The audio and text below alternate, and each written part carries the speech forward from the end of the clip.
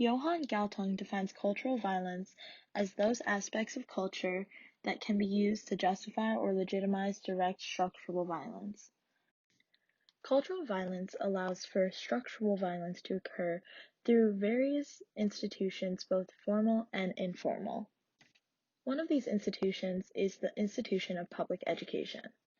I will be investigating how the opportunity gap within the public education system furthers this cultural violence. Since the enactment of the No Child Left Behind Act, it has been prevalent that there are many disparities between the achievements of students from different racial groups, classes, and locations in America.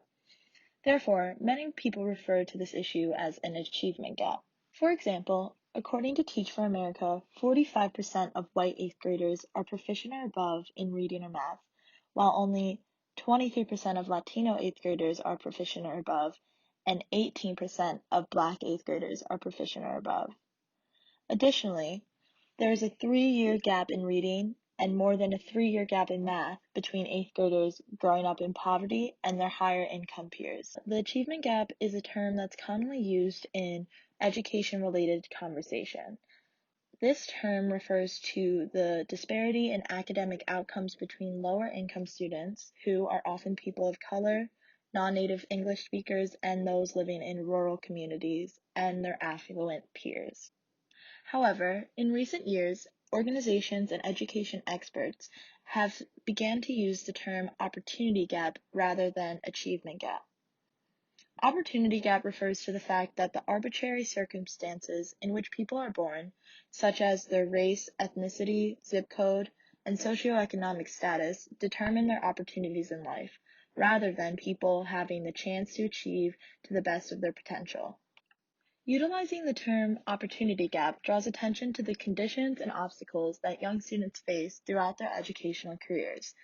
Therefore, it accurately places responsibility on an inequitable system that is not providing the opportunities for all kids to thrive and succeed, rather than placing blame on the students themselves and wasted potential. Differences in class are the cause for much of this opportunity gap due to the public education system's funding. Public education is mainly funded through property tax. Therefore, students living in poorer neighborhoods with lower valued properties attend poorly funded schools. These poor neighborhoods are mostly inhabited by minority groups due to the process of redlining. Decades after the Civil War, many government agencies started to draw maps dividing cities into sections that were either desirable or undesirable for investment. This practice was called redlining, and it usually blocked off entire black neighborhoods from access to private and public investment. Banks and insurance companies used these maps for decades to deny black people loans and other services based purely on race. Although this issue seems difficult to change, there are many ways to aid students who have suffered from this opportunity gap, such as school programs like Cradle to Career Services. However, the larger issue surrounding the opportunity gap is systemic.